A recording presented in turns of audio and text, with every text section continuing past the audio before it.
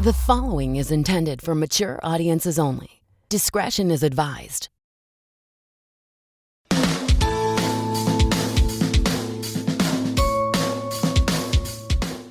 This episode of Childlike at Best with Mike Valdes is brought to you by Ugly Drinks.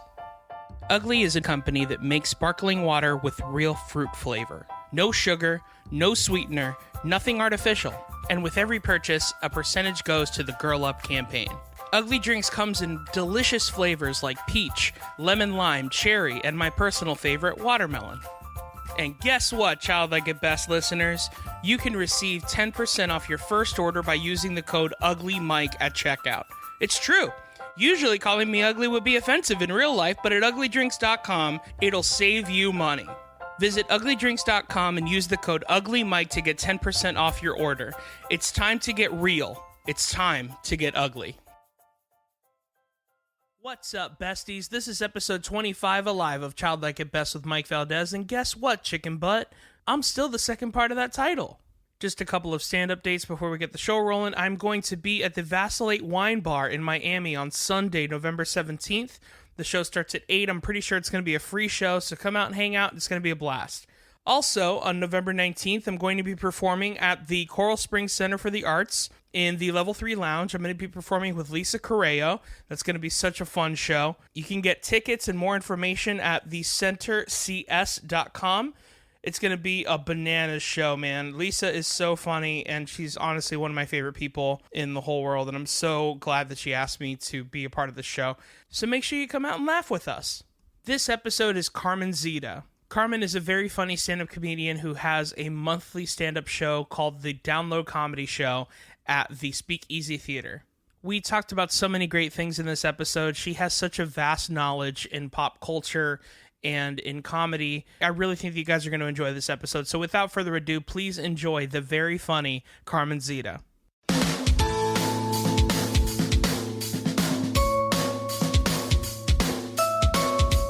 Hey everybody, this is Childlike at Best with Mike Valdes. Hey guys, guess what? I'm Mike Valdes. And today, you're the first person that's ever laughed at that. Thank you. You're welcome. I get it. I get it. I get it. He said the thing, and then he said, I'm the thing. Yeah. But today I have a really special guest with me, Carmen Zita. Hi. Hi. So, Carmen, before we get started, the first thing that I want to do with you is I would like to take a Flintstones vitamin with you. I would love that. These are the Flintstones Complete Gummies. Yep. I didn't get the pill form. It turns out every guest before this has had an issue with those. Really? So, Because is it the chalky flavor that Yeah. they're... I mean, I'll do it anyway because I enjoyed the chalkiness Did you of really? them. Oh, that's like the OG. Look. I'm a little bit older than you. Mm-hmm. And they didn't have the gummies when I was little. yeah, I know. So... Back then you had to actually find the vitamins themselves, right? No, jerk. That was back when you had to They lift up had- rocks to find no, vitamins. I'm just saying, like, the Flintstones vitamins were just like the Flintstones vitamins. Yeah, The of course. traditional chalky. Like the gummies thing, I don't recall having this option. Yeah. I probably would have bought it. Of course. Obviously. But I still, like, loved the ones that were bestowed upon me. Whoever decided to make vitamins taste like candy, genius. Yeah. Genius concept. In fact, so much so that you wonder if there's vitamins in it at all. But what's dangerous about, like, the gummies, and it always bothered me, was there was, like, a limit, right? They were like, oh, take one. And I'm like, well, no, you made it taste like candy. Yeah, I there's- want, like, 5 of these. There's a limit, but there's no limit, right? you know? Have you had a story, which almost every guest I've had has, where you've eaten the entire bottle, or at least half of it? No. Just because see I've what would always happen. been kind of a hypochondriac, even as a child. Fair enough. Not even joking. Even as a child, I would read labels for things, even today, and I'll be like, I can't mix this. Like, I can't have more than what it says. Yeah. And then people will look at me and be like, you're fucking joking. And I'm like, Yeah. no, I can't, because... I'll do you one worse. One time I remember I had a headache and I took 3 Tylenol, and then I felt like I was getting some acid indigestion, and I asked my mom, is it okay to take Alka-Seltzer? And she's like, yeah, that's not going to do anything to you. I would have 100% asked the same question. I didn't know if it was a Mentos and Diet Coke situation. Dude, I Google all the time. Like, if I've taken a medication, I'll be like, this thing interacting with this thing. And, like, I want to know because you don't know. Yeah, it's crazy. Also, if you Google anything health-wise, you're either about to die or you're having a panic attack. That's correct. So that's kind of crazy. Very correct. But anyway, to go into my first question, can you please tell the listeners where you grew up? I grew up in Miami, Florida, in various neighborhoods around Miami, and that's just born and raised. Yeah. My whole life. What kind of kid would you say that you were at school? Like, who did you hang out with at the lunch table? I was always very talkative, but I would say respectful. I was a good student. I won't say I was a super overachiever unless it was something I was really interested in. So I know that I was always very particular about the grades that I would receive, like in English class, right? Right. But I was totally aware of how much I sucked at math. Sure. So like a passing grade, like if I got an A in English, I was like, yes, that's what is just and right. If I got a C in math, I was like, rocking. Like I was like, yeah. Because I knew what I was dealing with. I'm very practical about my skills. I always had like issues with conduct because I was so talkative. Sure. I was the kid that like they would move me a lot from like my best friend. Like if I sat next to my best friend, they were like, we need to separate you two because this needs to stop. I wouldn't say I was like falling once you got into like middle school, high school. I didn't fall into like necessarily the popular kids. Sure. But I also wasn't like a loser. I was somewhere in the middle. I was one of those people that didn't have, and I'm still like that to this day, I didn't have one clique of friends. Yeah, you floated around. I floated around. I'm not that girl because I've met girls like that, and I find it fascinating that they have like 12 bridesmaids. And I'm like, how? Because like I guess I just floated around in so many groups that I never had like that big combination, like that big squad. I'm like, I don't understand that. All my friends are very like siloed, and they have all met each other at one time or another. Yeah. But I think the only time all of my friends from all of my different groups, whether it was from like because I changed schools a lot, I changed jobs, and I make friends everywhere I go. So like I just create new groups everywhere. Yeah. I think like my wedding is the only place where all of my friends from all of the different circles I hang out in were ever together. Were you always a performer? So when I was a kid, like in elementary school, I wanted to be a singer. And so I was very into music and stuff like that. As I got older, I'm, again, a very realistic person. And I was like, I'm an okay singer, right? I still stuck to like vocal choir and things like that. In middle school, I never signed up for drama in middle school because the other thing I wished that I had been was a dancer. Yeah. And my parents... So I didn't grow up with a ton of stuff, even though that wasn't something that I realized until I got older. Sure. That's a whole other tangent. But the point is, like, my mom never really had the money to put me into, like, dance or anything like that, any after-school paid program. So in middle school, I joined, like, dance classes, and I would do that. But, again, it wasn't like the dancers that are dancers. It was just, like, the dance class for, like, the normal girls that just, like, wanted to say they took dance. Yeah, because they saw a Britney Spears video once. Correct. Yeah.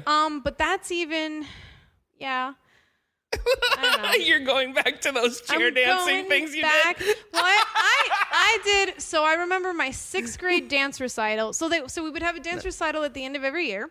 Of course you did. Yeah. And no, baby, in middle school, well, there was no singing. There was just dancing involved. I'm just saying the song was playing and I was singing the song. So the way the recital would go is like the normal girls that weren't really dancers would open the recital, obviously, because they're just like the sympathy. What would they do? Talk? What would they do? No. I meant like the girl, like we weren't dancers. Like we weren't like girls that were trained dancers. Sure. There were girls that were trained dancers. Right. That would be like the majority of the showcase. Right. Because you had to audition to be in that. Fair enough. And those girls like competed and that kind of thing. Yeah. I was just like, I have 4th period dance. Yeah. And they let us choreograph a little routine, and then they let us do it once a year. Like that was what I was in. I wasn't in competitions and all that crap. Yeah. And I remember in 6th grade, we did a dance to Shakira, Estoy Aquí. Okay. I don't know if you know that song. In 7th grade, it was Aaliyah's Are You That Somebody? Mm-hmm. Rest in peace, Aaliyah. By the way, her passing was a big deal for me, as was Left Eye. Sounds like it. Oh, well, because that was like my generation, like when I was in middle school. Anyway. Yeah. And Left Eye from TLC. Yeah. Then Was in Left high Eye the L in TLC? Of course. Okay. It was T-Boz, Left Eye, and Chili. Oh. See, this is the thing. It's part of the reason why I have normal people come onto my podcast so they can tell me about things that I didn't. Things yeah, that I didn't know. Yeah, that's right. Because you've told me a little bit about your upbringing. Yes. So I imagine there was not a lot of TLC meant tender loving care. And it does. Name of the people. Yes, it was T-Boz, Left Eye, and Chili. Oh man. Did you just have like a explosion in your head go off a little bit? Yeah, a little bit. Yeah, because you said it like kind of being fun. You're like, oh, is the L, the L. Exactly. Yeah, you said I'm like, it's their names, obviously. Exactly. Everybody knows that. I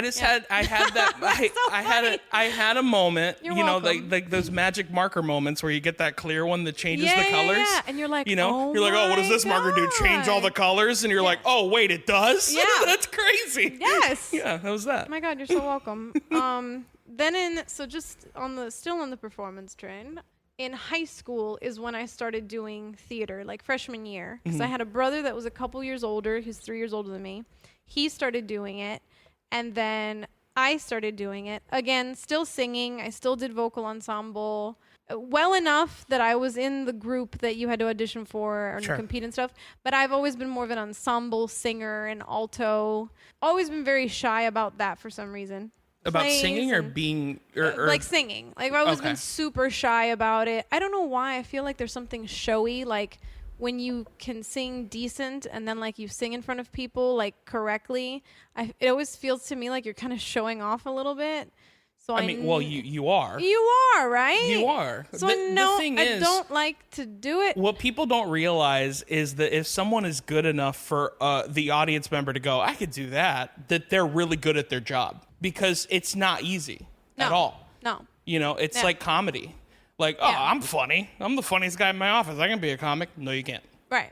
Promise you, you 100%. can't. Jesus. So freaking true. It's the same with singing. It's the same with acting. Like, and the entertainment business is something that fascinates normal people because they're like, why are they getting paid so much to do something I think I could do myself? But the fact is, you can't.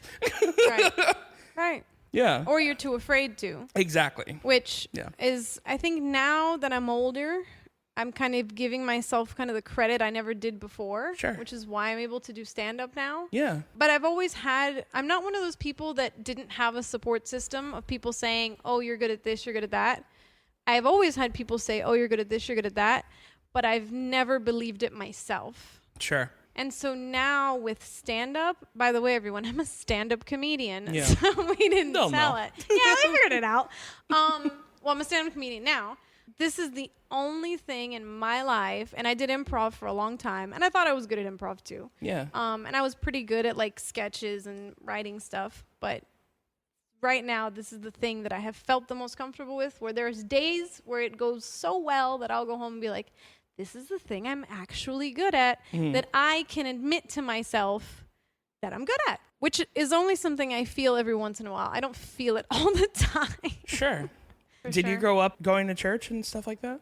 So my church thing is very interesting. My mom, who's the predominant parental figure in my life, was not very religious after like she lost her father, and I was only like 3 years old. So with her, that was not something that we had to do.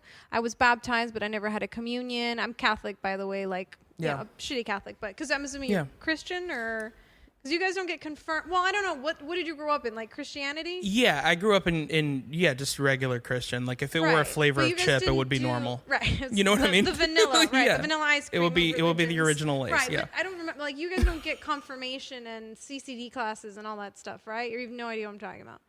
Confirmation? What is confirmation? Like your I first wish I had communion. confirmation. Yeah, right. We all wish we had confirmation. No, like first communion is like you go to these classes and then you're like yeah, 7. I've definitely done that. Yeah. Yeah, right? That. Okay, Yeah. well, I didn't do that stuff. Like, the only thing that I ever had that was, like, a religious thing was, like, I was baptized as a baby. Sure. That's it. Yeah. So I don't know what's going to happen to my soul. We'll find out. So then... Let me know. Yeah, I'll let you know.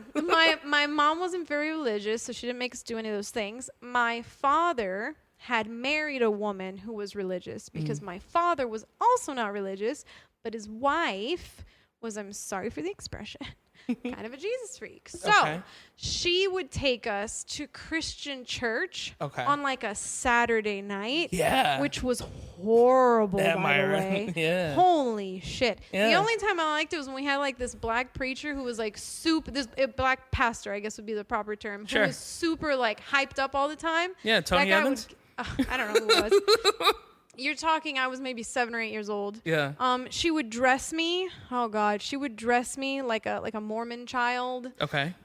It was really not a fun experience for me. My mom was like a Mormon child dress? Like I just looked like a church child. Sure. Which was weird because the thing is like I only like saw my real father every 2 weeks. You're right. So it was like I was a different kid every 2 weeks because my mom was super cool. Yeah. And super like hip. And my mom now is in her 60s, but you'd swear like the way she acts, she's like a teenager kind of thing. I feel like I'm older than my mom sometimes. So I was just like a different kid every 2 weeks.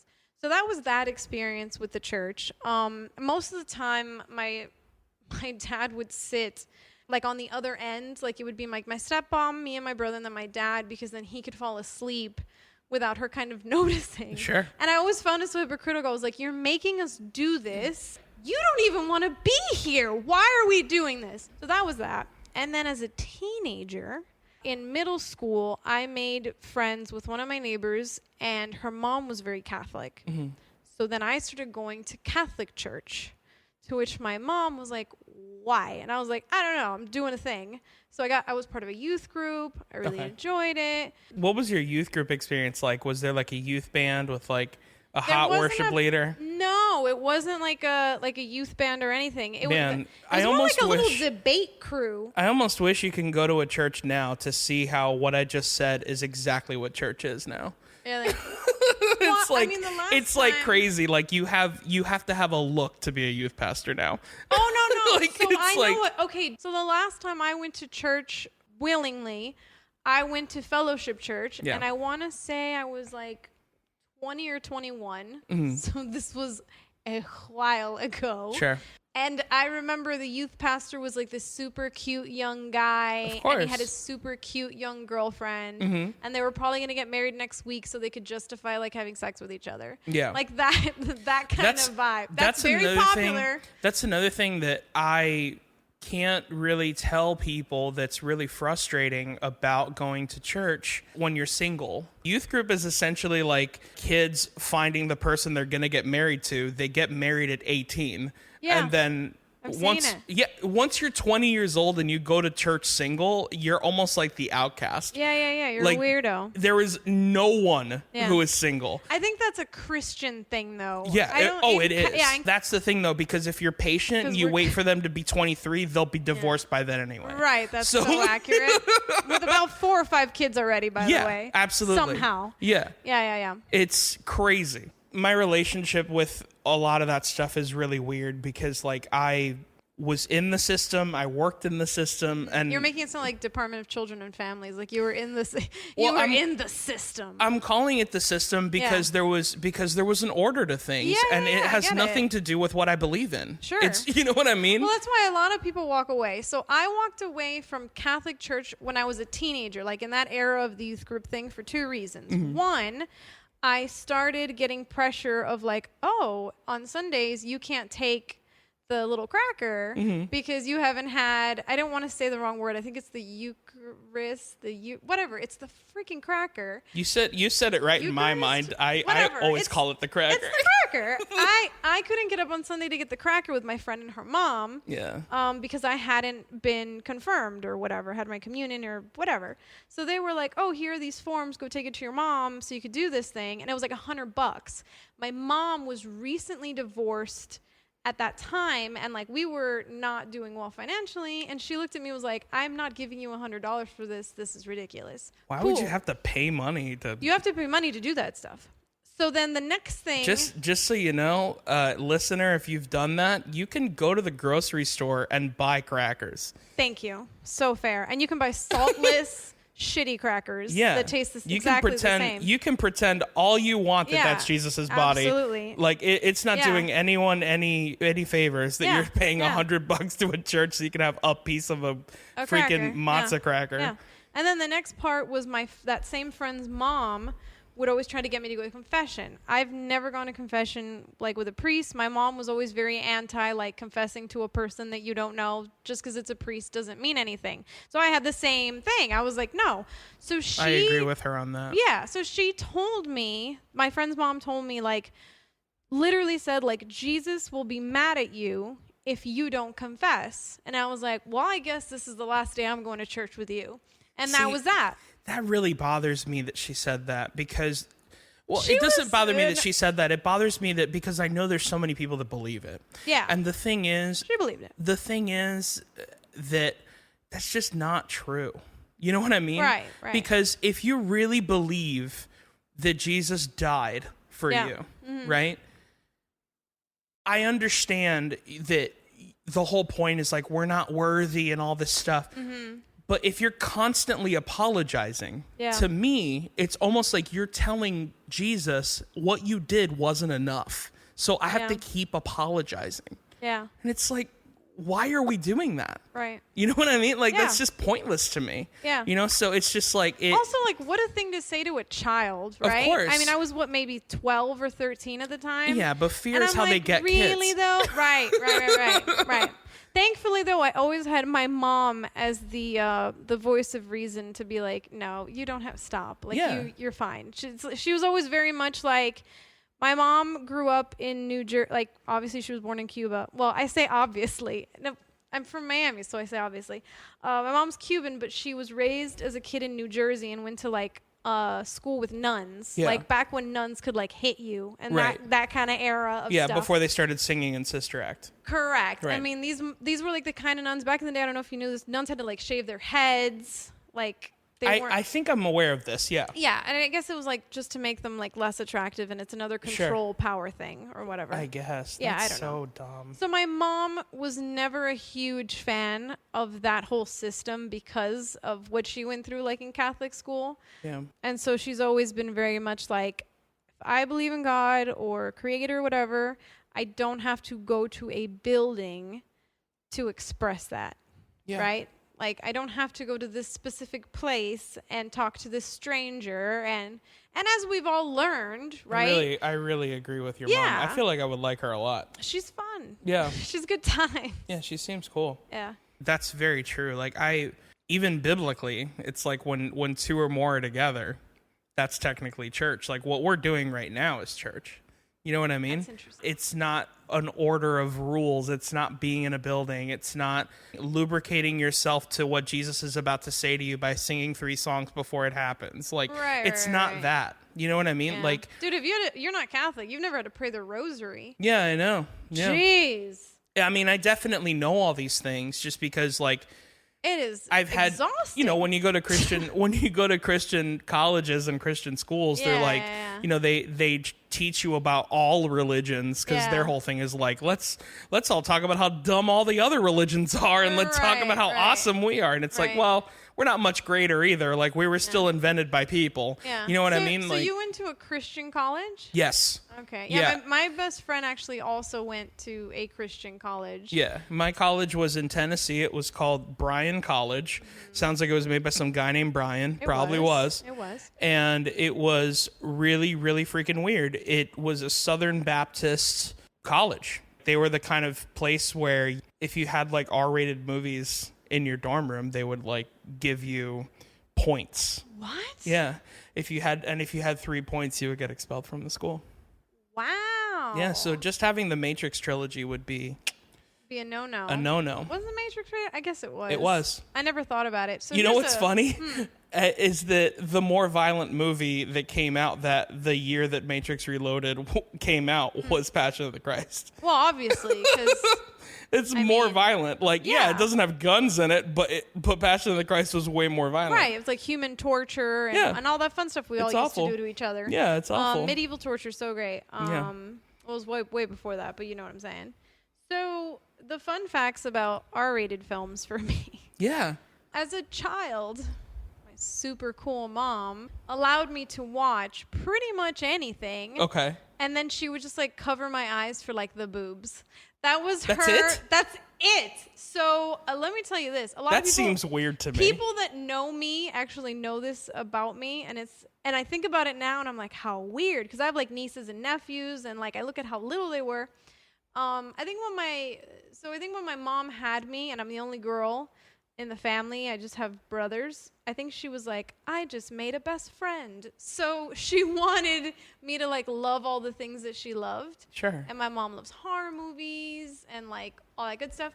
So I watched horror movies at a very young age. Like Nightmare on Elm Street is my favorite franchise. Yeah. And I saw them all when I was very little. Yeah. She was also very much into Brad Pitt. So I, as like an 8-year-old, had like Brad Pitt posters, because I was also very into Brad Pitt from a young age. Sure. Legends of the Fall and like all those movies came out. I was like 9 or 10. That was Brad Pitt in his 20s, like heyday. And I saw Seven in the movie theater. So Seven? You saw that movie? No, I saw Seven. Do you know the movie Seven? I do. I saw it in the I'm making theater. fun of how it's written in the poster. I was like, did I say it wrong? No, it's called. Yeah. Technically, it's a Seven-in. It's a Seven-in. Yeah. And the witch is the Vavitch. Right, the bitch. That's funny. I saw the Seven in theaters, and I want to say that came out when I was like 8 or 9 years old. Wow. I know, that's rough, right? It's a really good freaking movie, but you're way too young to watch And that. I also saw Pulp Fiction when I was young. Really? And I don't know if you've seen it in its entirety recently. I've seen that movie. Oh, I have. Okay, so But I also was an adult when I saw it. Correct. So what the thing is that like it was, and I saw Silence of the Lambs when I was really young, and they would always cover my eyes for the mangina part. It's funny because we were just talking about the mangina scene today at lunch. I shit you not. Anyway, it doesn't matter. It doesn't matter. I work in advertising. That's the kind of shit we talk about. But that's the thing is, like, why cover your eyes for the mangina? Well, here's the funny part about that scene. He's doing the visual covering your eyes already. Correct. So, growing up, I saw that movie many times, always got covered at that part. But I could hear the audio, and I'm like, something weird is going on. So finally, one day, I was maybe, I don't know, my youth is very, like, cloudy to me, but I was maybe 10 or 11. Yeah. And the movie's on, and I'm with my older brother, and he's, like, maybe 13 or something. And I was like, can I finally, like, there's no one around, can I finally watch the stupid scene? And he's like, fine, whatever, like, it's fine. So I see it, and I was like, really? I had the same reaction you did. I was like, there's nothing here to unsee. Yeah. I was actually very disappointed. Yeah. Because, I mean, you hear it, and you're like, wow, this scene is, like, messed up. I mean, it was, but not really. It wasn't any worse than any of the other things you encountered, or just the content, the things you heard that happened in that movie. Yeah. But that was that movie. And there was a lot of scenes, especially in Seven and in Pulp Fiction, that I didn't understand what was happening. So when I watched them later as like a teenager, I was like, oh, wow. Yeah. I should not have been watching that. Yeah. Or hearing that. Like I would hear like, you know, sexual descriptive things. There's a scene in Seven where they're talking about like sodomy or something. I don't know what that means. Of course. So to me, I'm just watching a guy freaking out at the police station, and it's not registering. So I guess it's okay to let your kids watch these movies because they don't understand it anyway. I guess. Yeah. I mean, I don't feel scarred by it. I don't feel traumatized by it. I didn't understand a lot of it. So it really didn't make much difference to me, I guess. So just to give you a background a little bit on me, I grew up with a single mom, and then my stepdad came in when I was about 8 or something like that. He's always been a father figure, so I just call him my dad, even though technically by law he's my stepdad. But when I was younger, my mom was a lot more free reign with certain things. Like, she was religious, but like cool about it. Yeah. You know? And my dad was very like straight-laced about the whole thing. Yeah. You know, which at the end of the day, I guess I didn't care that much, you know, because my rebellion was very tame compared to most people. Sure. You know, and so anyway, what I'm trying to say is the only thing that I can relate to you when it comes to being young and seeing a movie that you shouldn't have seen is when I was a kid, I really liked the Look Who's Talking movies. Because mostly because the main kid's name was Mikey. Oh, like, that's literally the only reason why. really cute though. Yeah. You know, I was watching that movie recently because it's on Hulu. It's a cute movie. Yeah. And the movie starts, you hear the Beach Boys sing I Get Around. And Great. I love the Beach Boys in any I agree. situation. I agree, especially on Full House. They're awesome. So they're singing the song. It's awesome. You're doing your thing. And then I'm watching it as an adult, and I was like, oh, those are all sperm. Yes! At the very beginning. I had no freaking clue. I don't remember even thinking much about it. But you're right. At the time that I saw that movie, I probably didn't think much about it either. And I haven't watched it as an adult, if I'll be honest with you. Yeah. Well, you don't have to. I don't. It's not that big of a deal. A lot of other content has been released since. Yeah. I mostly just watched it because of nostalgia. That's why I watched it. I totally get it. Yeah. You said because the kid's name was Mikey. And I was trying to remember the movie with Michael J. Fox. I think it was called Life with Mikey. Yeah. Where he has the little child actress girl. It's one of my favorites. Freaking love that movie. Yeah. Christina Vidal. Is that her, the little girl? She played Tiana on Nickelodeon later on. Oh, did she? Yeah. Okay. She was also the one that did the song for, at least the hook for Black Suits Coming for Men in Black 2. Really? Yes. Yeah, it's kind of crazy. All right. Yeah. I believe it. Yeah. It seems logical. Yeah. For sure. I'll go with that. Yeah. Yeah, that movie's I love really that good. Movie. Yeah, I love Michael J. Fox in general. Yeah, he's one of my favorites. He's a treasure. And I was really into him too. So I've always liked watching, like, do they still have Nick at Night? Yeah. Okay, I don't know. I don't have cable anymore. I'm one of those really cool people that only pays for like subscription services. I only watch things on my phone. So sorry, I only watch it if it's on demand. So I remember Nick at Night, they would play Family Ties. Yeah, good and stuff. I could sing you the whole theme song. I'm not going to, but I could. And I Sha-la-la. love him. What will we do, baby? So people don't know. People that listen to this probably have no idea what I'm talking about. Yeah. But he is just amazing. Yeah. And even now, I don't know if you've seen, have you ever watched Curb Your Enthusiasm? Yeah, of course I have. One of my favorite episodes was the one that he's the on. Michael J. Fox episode where he makes fun of the Parkinsons. Yeah. Which it's like, I have such a respect for people that have these horrible, debilitating diseases and they can just make fun of it because really you don't have another choice, right? Yeah. It's either you make fun of it or you just fall into a deep depression. That dude is honestly really freaking cool. Yeah. I'm actually a really big fan of his. I've read all of his books. I love him. And he's one of those people that he like says these like nuggets of truth where you're just like, holy cow, man. Like he says, it's like a funny thing, but one of the things that he says about Parkinson's is he's like, it's the gift that keeps on taking. Aww. You know? Yeah, like he like also talks about like how much he appreciates life because of the gift that he was given, which is technically the gift that keeps on taking. That dude is very, very, very cool. I've always been a fan of his. Did you watch Spin City like when that series was on? Yeah, and I also stopped watching when Charlie Sheen was on it. Oh no, when Michael J. Fox left, and I'll never like. It's like when Steve Carell left The Office. Like, what's the point? Oh, agreed. You know what I mean? I held on for a little longer because I still had the Jim and Pam of it all and Dwight or whatever. Yeah, yeah. But when Michael J. Fox left, I'll never forget. Like, that's if I'm not mistaken, that finale where he leaves made the Macy Gray song like popular. Mm-hmm. Like, you know what song I'm talking about. I try to say goodbye and I choke. Yeah, that song. I think that was the show that made that song like very mainstream, if I remember correctly. Yeah, if it wasn't, that's what made it popular, in my opinion. Right. And I remember crying talking about it. Sure. And you must have been really young when you saw that, because I remember I was pretty young when he left that show. I'll be honest, I don't remember ever watching the show on television. I just remember... you've seen like reruns? No, I bought the DVDs. Yeah, because I don't even know if it's in syndication. Yeah. No, I saw it like when it happened. Yeah. How crazy is that? That's real weird. No, not really. It's just not like... that weird. I just didn't... I probably just didn't know. You think of I would say close to 8 or 10 year difference. And when you think of it in the context, how old are you, Mike? 20? No, I'm 31. Oh, you're 31? Yeah. Oh, shit. For some reason, I thought you were like really young. Yeah.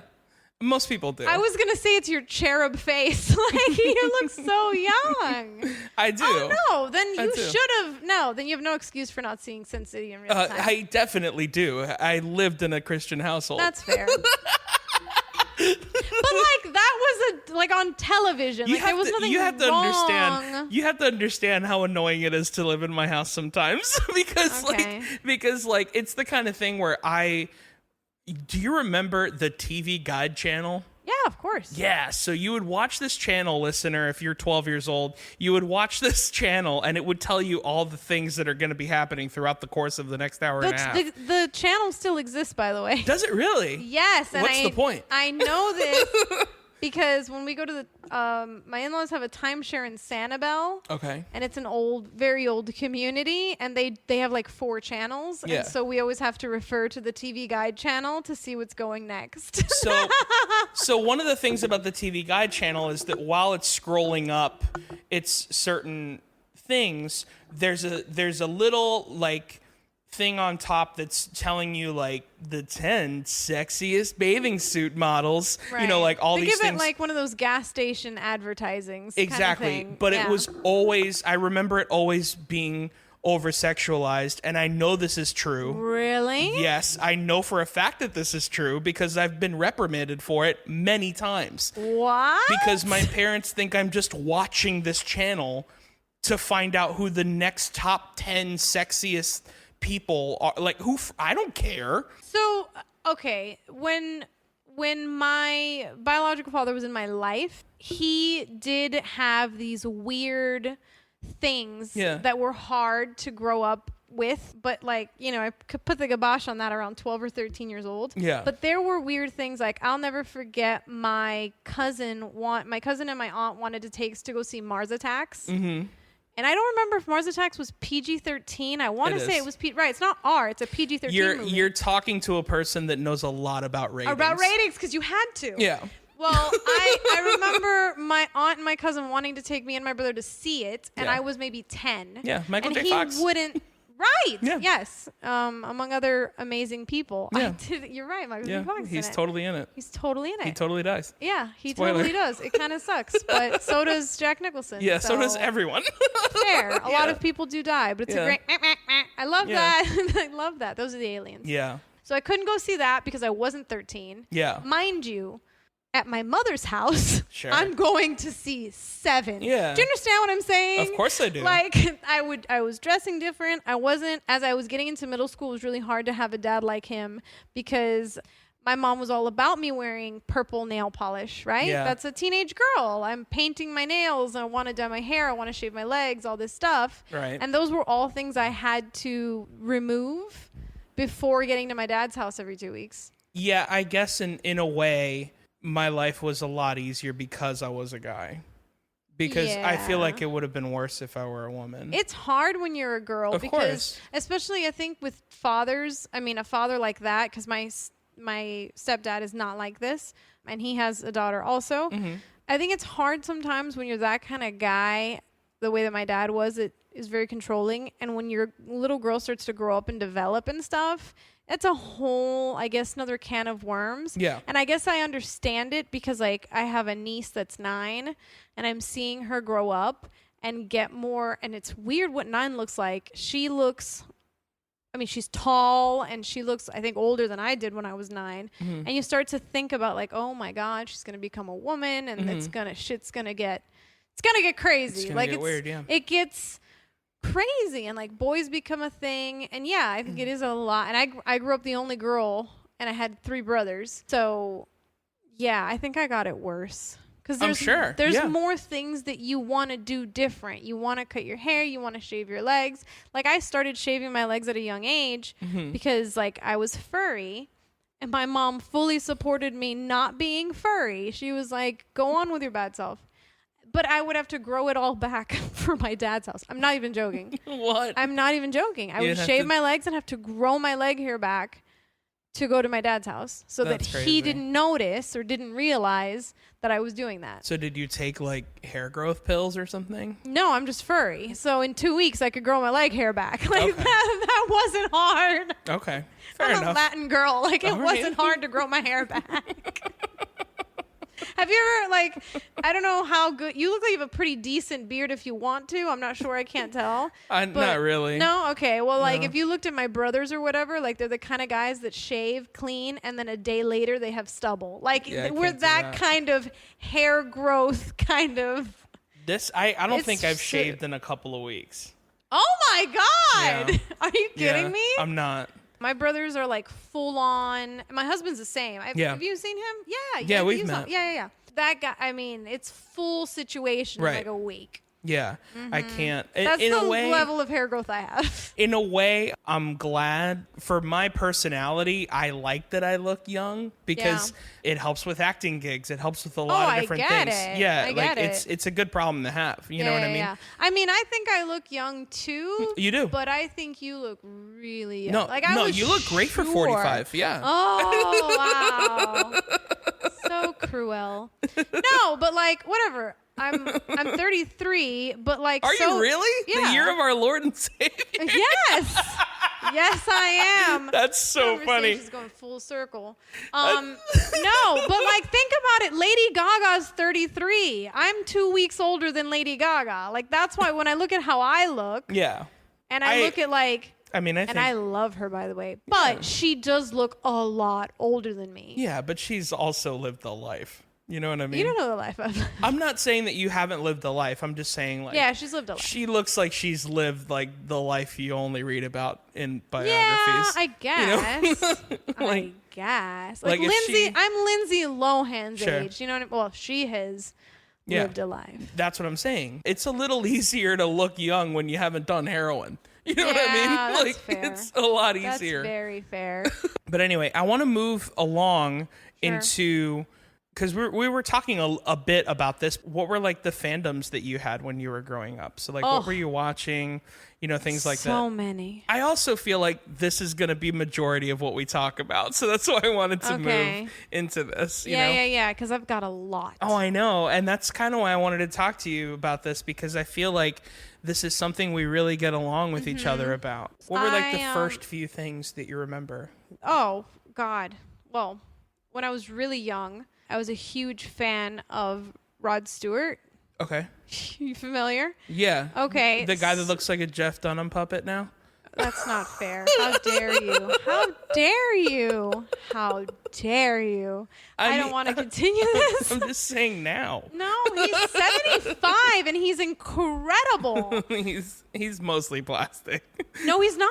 Oh my God, no, he's not. I swear to you, dude, I just saw him in concert. The last time was maybe 2 or 3 years ago. Okay. I've seen him in concert so many times. Yeah. This is one of the things I do with my mom. But anyway, I was a huge fan of Rod Stewart, who's much my elder, but I still had the super hots for him. He's the guy that sings Mandy, right?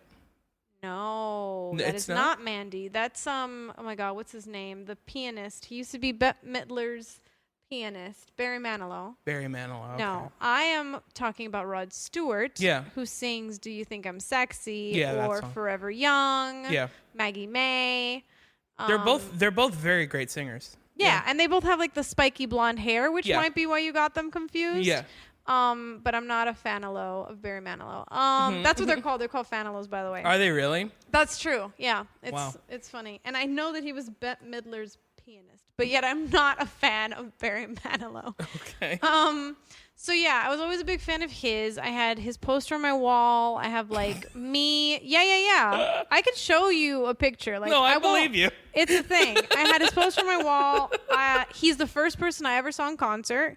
Really? Yeah. When I was, and so here's what sucked. The first time I got to see him in concert, my mom had won tickets on the radio. Nice. But the tickets were like in the nosebleed. Okay. So I showed up there, like on the way to the concert. I must have been, I swear, 6 or 7. Mm-hmm. On the way to the concert, I'm like, let's stop and get him flowers because I want to give him flowers. That's so adorable. Because I thought that I could. Yeah. I had VHSs of like his concerts and stuff, you know? And you know, like you see concerts and you see people handing them teddy bears and flowers and you think you might get a chance to do it. So I'm like, let's stop and get him flowers. And my mom was like, okay, knowing the realities of this is not going to happen. We get there. Hope this kid's got a good arm. We're super in the nosebleed. This is in the early 90s, so I don't think that there couldn't have been like the big Jumbotron screens that there are now. Like even if you're in the nosebleed now, you have those big screens. Yeah. Well, there was not that because I remember very vividly being irate that I didn't believe that was him. Oh, okay. I was like, that's not him. Like, I can't see his face. That's not him. Like, that's not him.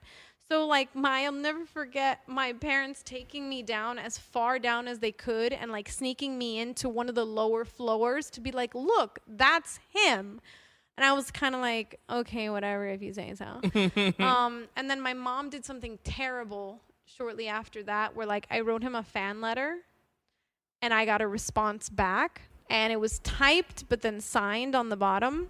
And then one day I somehow get a hold of something with his signature and I did a comparison and realized it was my mom's signature on the letter that I got back. I had framed this letter, by the way. I'm sure. And I broke it in glass and all. Like I had a full-on tantrum as a child and I just was like, liar! And I was like, never trusted my mom. So Rod Stewart was my first, and I still love him, and I still see him whenever he's down here, whenever I can. Like, that's the thing my mom and I do. We go to Rod Stewart concerts. The other, Buffy the Vampire Slayer. Okay. I was a little bit older for that. Yeah. But obsessed with Buffy the Vampire Slayer. To the point where, I don't know if you ever got to watch the series, because obviously you weren't allowed. That's the devil.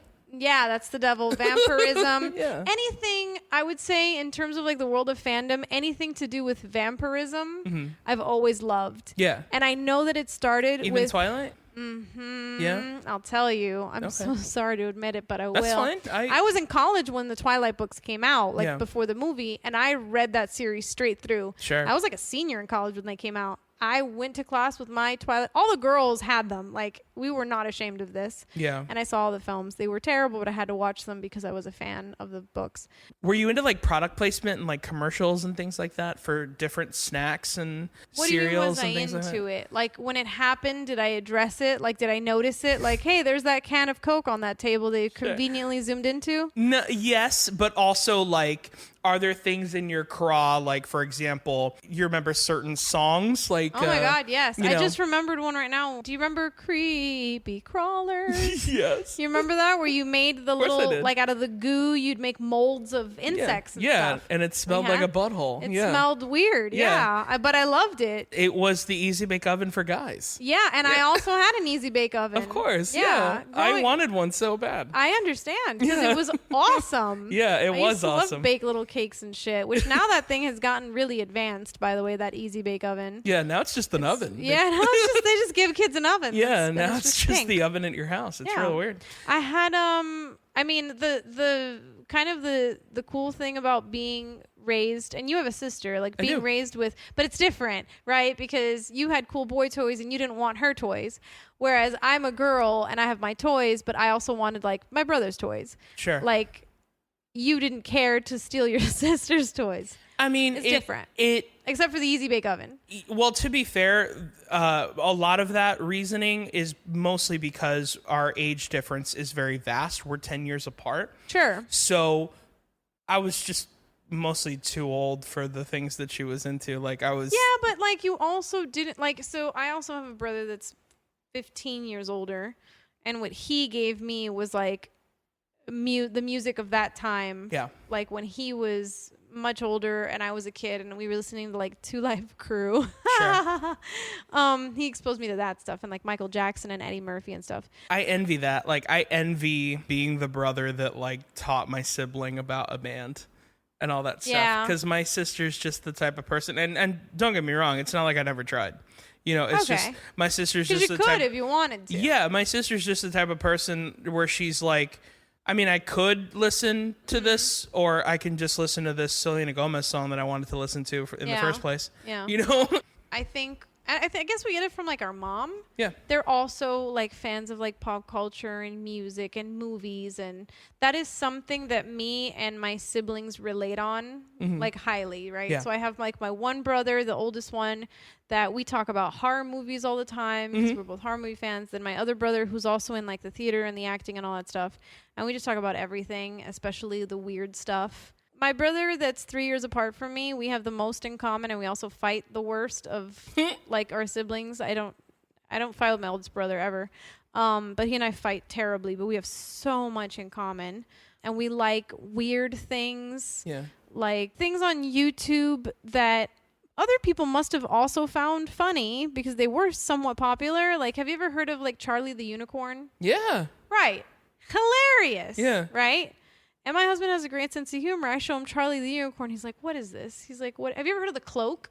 No, I don't think so. Watch The Cloak. That's weird. It is. And it's the guys that made Charlie the Unicorn, because there's a little Easter egg of Charlie the Unicorn. But it's basically like death, like, you know, the character. God, what is he doing? He has to like, he's a private investigator. Okay. Like Death is like a private investigator, and he has a sidekick that's like the floating head of like a film noir star. That's fun. It's the best. Yeah. Anyway, you should just check that out.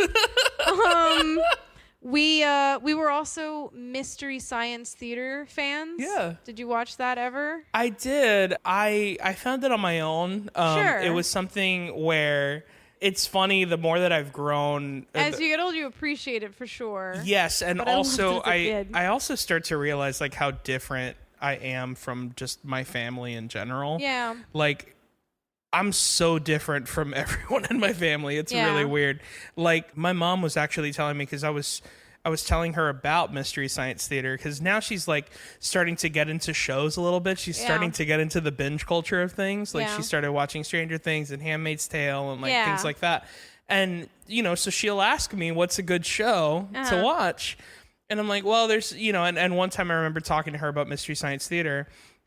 You know, and she was like, and I was telling her, oh, well, they watched this like really bad movie, and it's mostly like just like these three characters, you know, making fun of it. Yeah. And she was like, oh, I actually went to a live thing of that, and I was like, what? Really? And she goes, yeah, it wasn't funny at all. And I was like, what are you talking about? And she's like, yeah, I just didn't. I thought that them making fun of the movie was just disrespectful. And I was like, that's the point of the show. And it's usually always a very terrible movie. I know, but I don't think the thing is, I don't think my parents have ever admitted to seeing a bad movie. Like, I don't think they've ever been like, that was a bad movie. Most of the time they're just like, I mean, that was a movie, you know? Right. I've also never seen them be like, wow, that was the greatest movie I've ever seen. They're just like, yeah. That was a good way to waste 2 hours. Let's go do something else. They're not like fans of the process. I Sure. guess. They're not. There's some people that are like movie people, and then there's like I have friends that I'll reference a movie, and they've never cared to watch it, or like if someone, I'm one of those people that I've seen almost all of the movies that you should see. You know what I mean? Like, you've never seen Pulp Fiction, right? Like you've never seen Grease or whatever. Yeah. And I freak out when people have never seen those things. I'm like, but how? Like the Titanic? So the evolution of there's an evolution of how movies have been done, right? They've had like the very theatric versions. They've had when movies used to be 4 hours, super boring. I've Gone with the Wind. Right, Gone with the Wind. I went through. This is not going to be a surprise for you. I went through a James Dean phase, like a serious. I've seen like the 4 James Dean movies he made. That's what I was going to say. Right, you went through the rabbit hole of 4 movies. Yeah, I did. But you've never seen Giant with him and Rock Hudson and Liz Taylor, I guarantee you. But guess what? I have. Yeah. And it was almost 4 hours of my damn life. But what I'm saying is that I think because I'm such a is the term moviephile? Isn't that what it is? Cinephile, technically. Cinephile. There we go. Cinephile. I can put myself through these things, sure, understanding that I'm watching it with the lens of that time. Like, I can't watch that movie and expect it to be at the pace that we're used to today, or that the acting is of the quality. Like, there's like the really exaggerated facial, it's ridiculous. And look, it's like people with a 2019 brain watching a John Hughes movie now. Right. Where it's like, oh, well, they're making fun of Asians, and they're making fun, and I'm like, no, don't. It was funny. It was funny. Why can't we acknowledge it was funny? I mean, I don't know. The thing is, to me, it's like, I'm not saying that it's not funny or that it is funny, because the thing is, like, look, if someone's offended by it, they have every right to be offended by it. Sure. But to be fair, you can't judge something that came out 30 years ago now, because we know better now. You know what I mean? Well, I think it's a culture thing. Like, culturally, you change, and maybe one day. I'm not saying like we're gonna revert back to all the things that we used to think were funny. Yeah. But I know, and don't even go back 30 years. Go back 10 years. Yeah, there's definitely a glass ceiling to all this. Well, no, sure. Yeah, there has to be. But there go back is. 10 years. I was a huge fan of The Office, like you mentioned you were as well. And they've asked Steve Carell, and I'm sure you know this, to do a reboot. And he goes, you can't do The Office today. The whole point of The Office was that it was wildly offensive. Mind you, it was making fun of people that were ignorant. Right. But today, in this heavily PC culture, a lot of people wouldn't even get the joke. Like, when he does like Prison Mike, or he makes fun of like fat people, and he does all these things that now, even though the whole point of The Office was that they were acknowledging that this man was an ignorant person, right, he was a caricature and just this just sexist and all these things. So it should make sense in today, because it's acknowledging that those things are wrong, but people still will just shit all over it. Yeah, the thing that bothers me is that a lot of those people that write those articles about how something is so offensive are usually people where if you asked them what their favorite shows were, it would be The Office or Friends. And well, not only that. And those shows are shows where, like, yeah, if you dig enough, you'll find something offensive in those shows. Yeah, but you know what I mean? Oh, well, I saw an article recently. Oh, these things bother me so much. I saw an article recently, speaking about Friends, where, like, Fat Monica, because when Monica was younger, she was heavy set.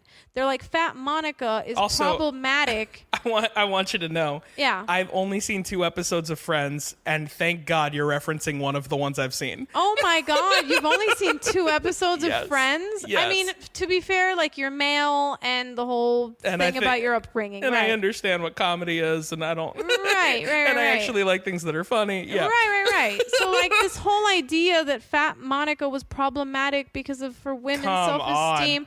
I'm like, guys, come on. Like, stop. Like, at what point are we not like, this is comedy, and the point of comedy is to, like, take something like that and flip it on its head and make you smile about it. You know what I mean? Mind you, the girl that probably wrote the article was like 90 pounds and never had a weight problem. You know, like, that's another thing. People writing articles about things that are offensive aren't even the group that's supposed to be offended. No, they want to feel like the hero. I know. You know what I mean? Yeah. It's like, oh, well, this thing is offensive toward this group. And I'm like, but wait, how do you know? You're not of that group. Like, what do you... Nor do you know anyone, yeah. Right, like, who are you defending? Yeah.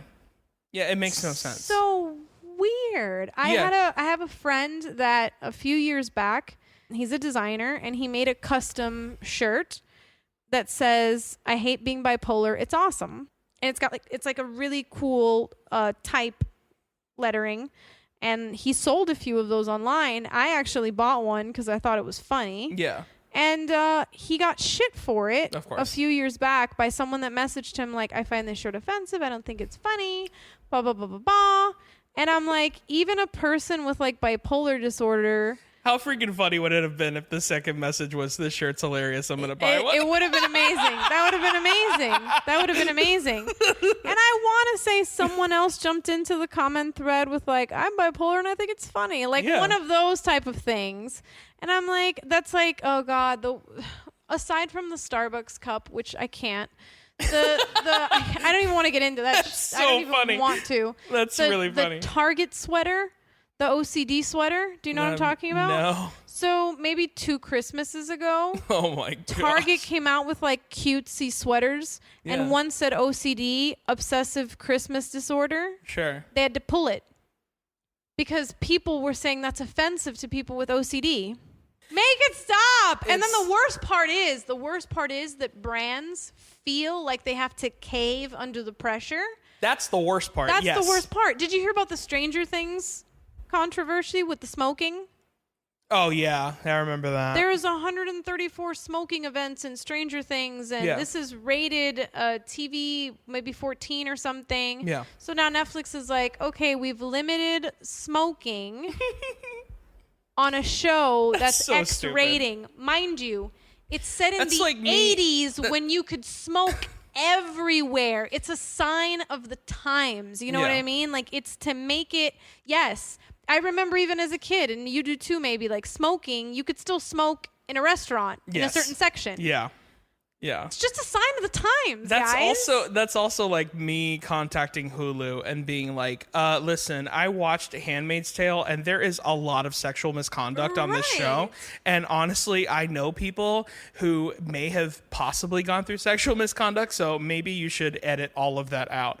It wouldn't be a show anymore. Right. Like, the show wouldn't even exist. I think we need to get to a point. There are things that I think we all agree are offensive and should never be depicted on television, but I think they're the same things that have been true for the last 30 years, I would say, right? Of course. But there needs to get to a point where it's like, if something quote unquote triggers you, which is another term that annoys me, if something like triggers you or offends you, just don't watch it. Yeah.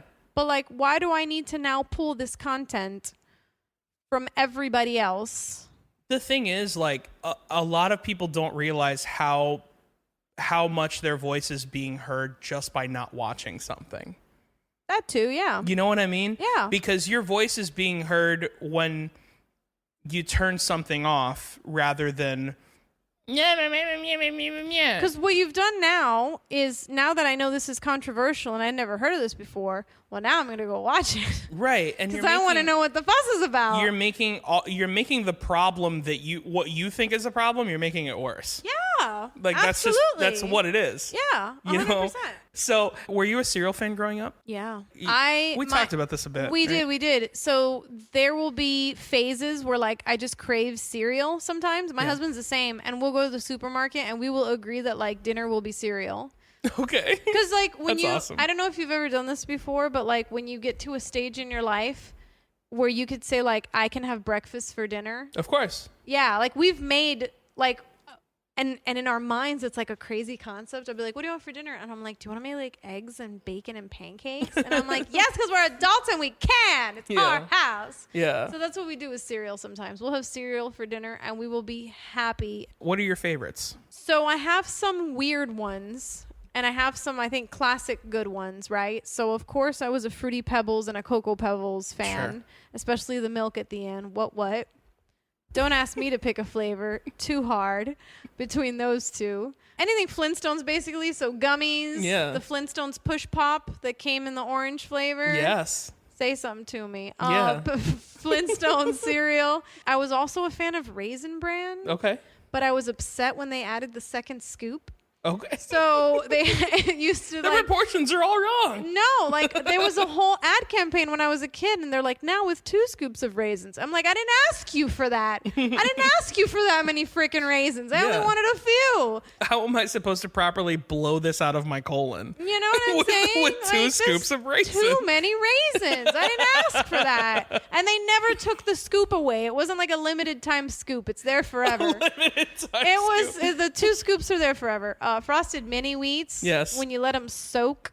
I love now like the Kellogg's fruit and berries. It's the yogurt bits with like the berries. Oh yeah, that's good stuff. Yeah. They have the chocolate one too, the chocolate delight one. Yeah, that's Special K. Yeah. That's Special K. They rebranded from being a diet cereal to being the cereal that has all the good stuff in it. Yeah, exactly. It's awesome. Oh, it's the best. I tried that diet once, by the way. It was unsuccessful because I would overdo it on the. I can't have like Special one. K is too good. No, like one serving of cereal is like a stupid thing to me. Like I can't do that. Well, one of the things that I like to do here at Childlike at Best is I like to review a box of cereal with my guests. I'm excited. And I usually like to get a specific kind of cereal that has something to do with my guest in some way, shape, or form. Okay. So what I did was I spoke with my sponsors over at Funko.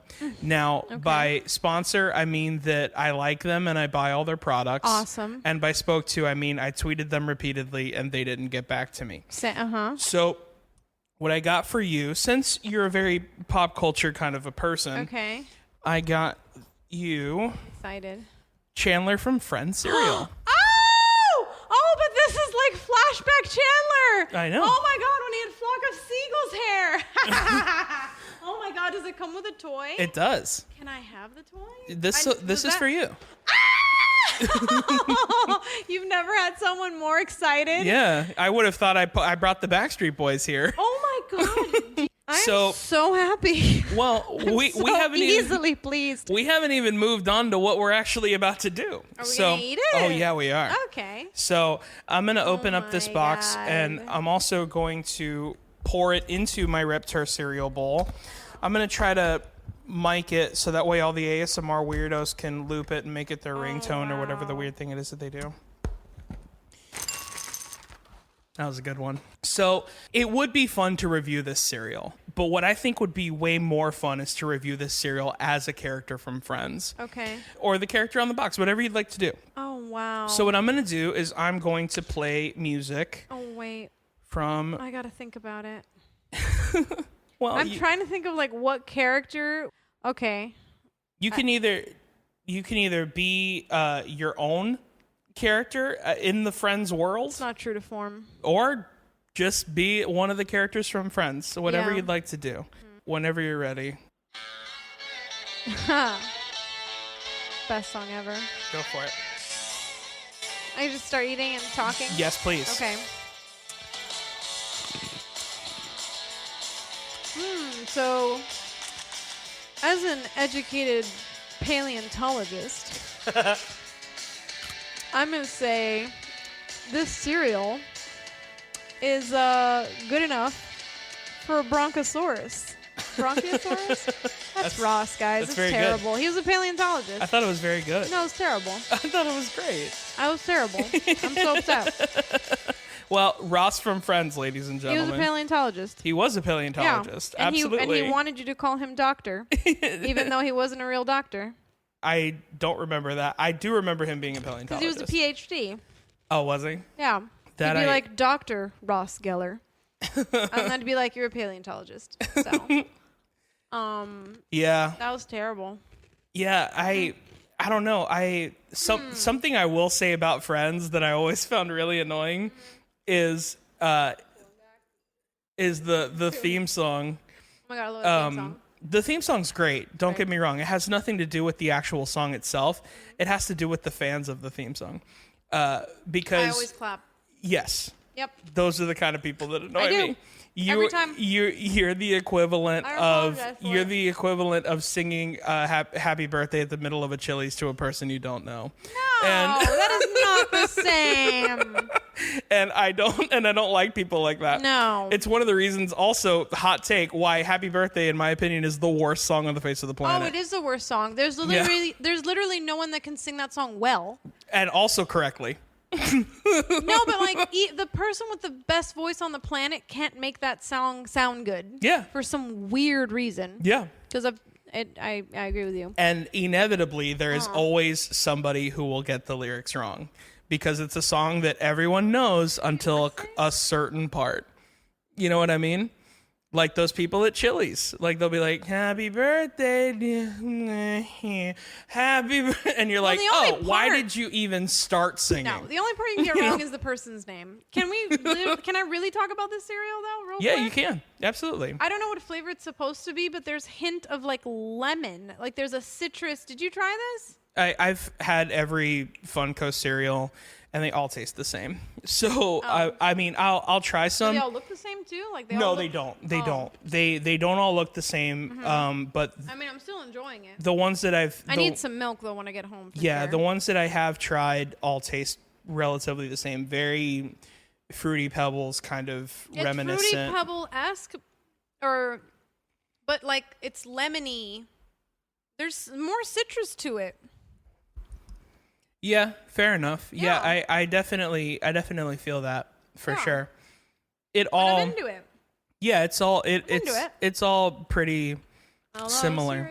I'm really sorry because I know the sound of people eating irks a lot of people. I'm one of them, but I'm the one eating, so I don't care. You're gonna hate listening back to yourself. I'm gonna play this for my husband really loud. He really hates it. Yeah. So I just want to acknowledge that there's like a 1.5 inch photo of the Funko. Yeah. On the box, and it says underneath, not actual size. Yeah. So how small is this Funko exactly? Well, actually, to be fair, we've done a comparison. It's about as big as the picture. Okay. Yeah. Because I was like, wait, if that's an exaggeration of it. No, it's a cereal prize. It's at the bottom, so. Oh, yeah. I mean, I know cereal prizes. I remember. Well, you don't have to dig through the cereal. No. It's a separate package. That's new. Because Yeah. even though it was a separate package, oh, here he is. Oh, yeah, he's the same size. I told you. So why does it say not actual size? Because that's what it used to say on the cereal boxes. Oh, Funko. I know. Well, they screwed up because usually the prize is inside. So I want to talk a bit about comedy with you before I let you go. When did you get started? That's a fun question. That's one I actually always hate the question because Sure. I think it then, since if you haven't seen me perform, you then have an idea that I seem like a very new person on stage, which I think if you've seen me, which you have, I don't seem like a person that's only been doing it for 5 months. Right. But I am a person that's only been doing it for 5 months. Sure. And I think it's because I have a long background in theater and improv comedy and stuff. Of course. So it's not like some stand-up comedians that don't have that background that just go from nothing to stand-up. So sometimes it takes time to understand stage presence and comedic timing and things like that. But I think those are things I had because I have been performing for so long. I completely understand when I started in LA a few years ago. I want to say I started maybe 4 years ago, 5 years ago maybe. And when I started, people would tell me after, they would say very complimentary things about me. And then just the inevitable question is always like, oh, how long have you been doing this? Like that kind of thing. Oh.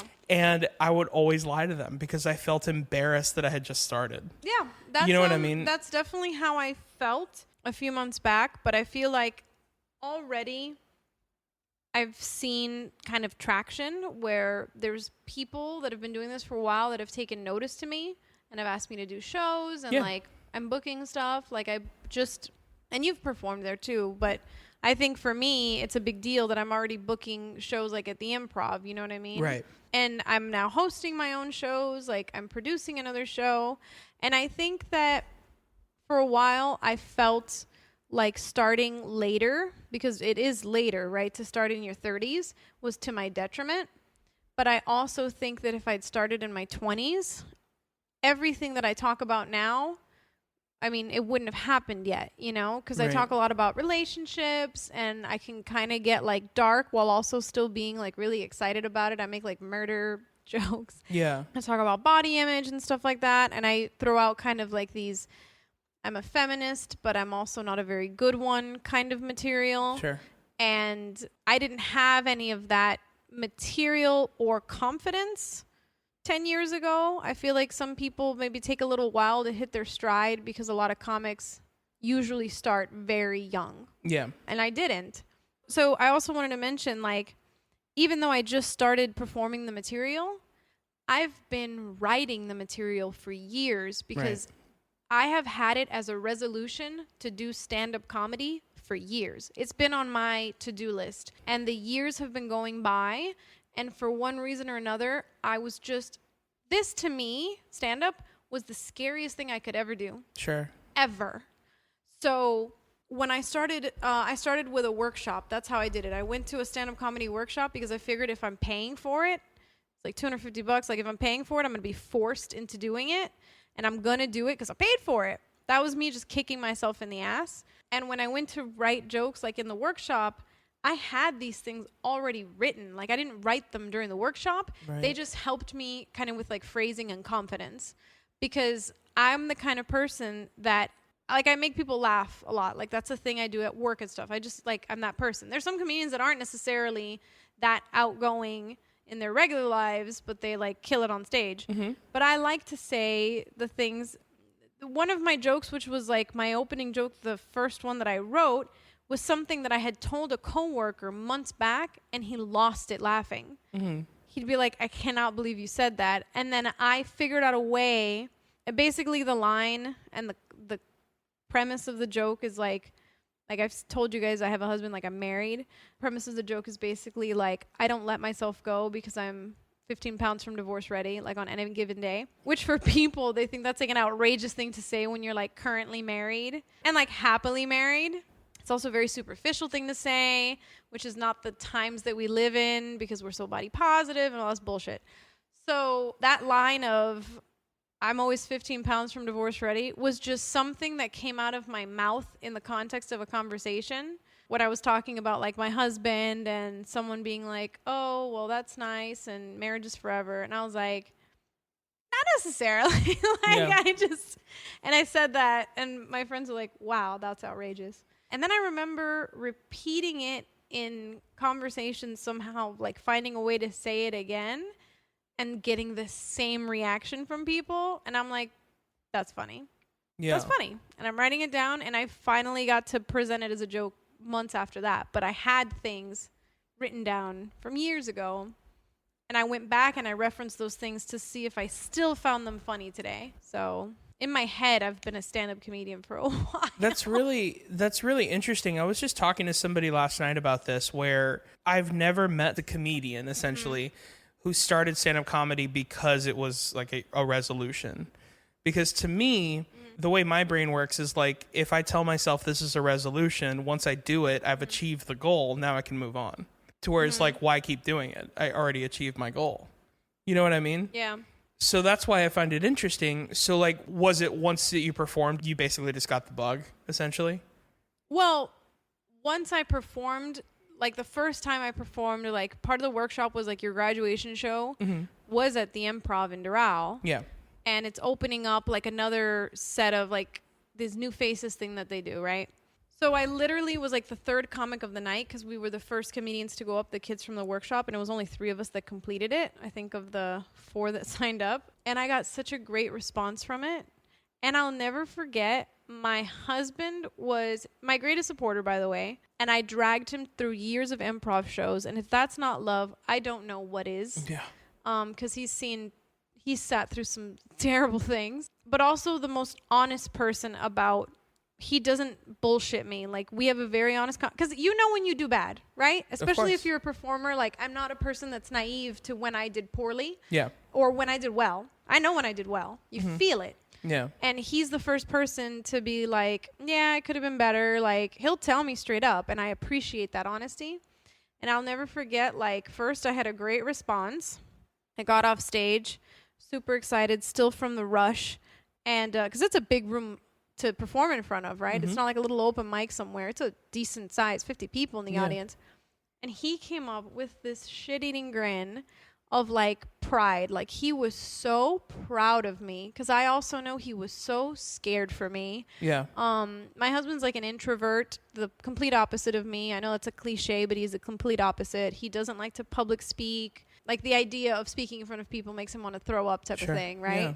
And when he sees me on stage sometimes, especially in the context where like I'm alone and I'm not in a cast, he was freaking out. Yeah. He was like, because in his head, he's like, what do I do if this goes wrong for her? Like, she's going to be a mess, which is true. I would have been, but he was so proud of me. So then here's what happened to me. That night was so successful for me and went so much better than I ever thought.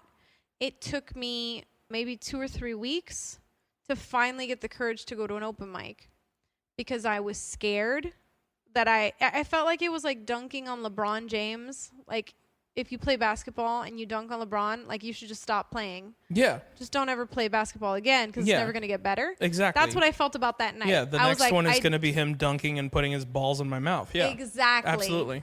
But it ended up not being that. I went with I had a friend come with me, and I was like, look, if I say these jokes again and it doesn't work out, then it doesn't work out, fine. But it worked out. It worked out again. The thing about stand-up, too, that was always strange for me, and maybe it's because I did improv, and improv is never the same, was the idea that I could say the same thing over and over again and still present it to you like it was something new that I just came up with. Sure. Right?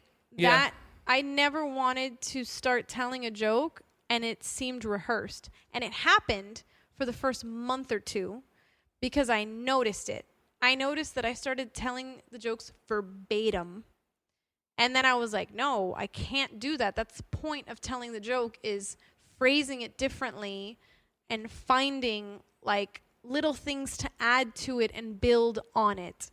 So I figured that out when I started realizing that I didn't like how it sounded. Sure. People were still laughing, but I was like, no, I'm not having fun with this because sounds scripted at this point to me and to another comic, because if you had seen the act a few times, you could have picked up on it. If you'd seen it for the first time, maybe you didn't. But one of my comic friends was like, I've seen your set 2 or 3 times and it's starting to sound scripted because I hear you say it the exact same way. Right. So then that's when I started to loosen it up a little bit. And, you know, now I'm starting to, well, not now, but like a few months ago, I had my first 5. Then I wrote my second 5. And then I wrote another 5. Like, I'm trying to write things in like 5-minute chunks because I tend to write premises. I don't usually write like a joke. I'll write like a set of kind of like almost a stream of consciousness, but there's like sections that have a punchline. Okay. Does that make sense? That does. Okay. And like, I don't know. I know you've seen my act, but I don't know how much you remembered or paid attention. I remember a lot of it. Yeah, so I'm not like a joke and then a next joke that's unrelated. Right. So I really like the idea that it all flows and it transitions into each other. Yeah, I'm a lot like that too, and that's the musician side of me coming out. Right. There's actually a comic that said this to me, you know, which and about me, which is I never considered it. It is true where like I told him I was a musician and I was like, oh, you know, because all my comic friends are surprised that I'm a musician. And he's like, that doesn't surprise me at all. No, not at all. And I was like, why? And he goes, because your comedy is very musical.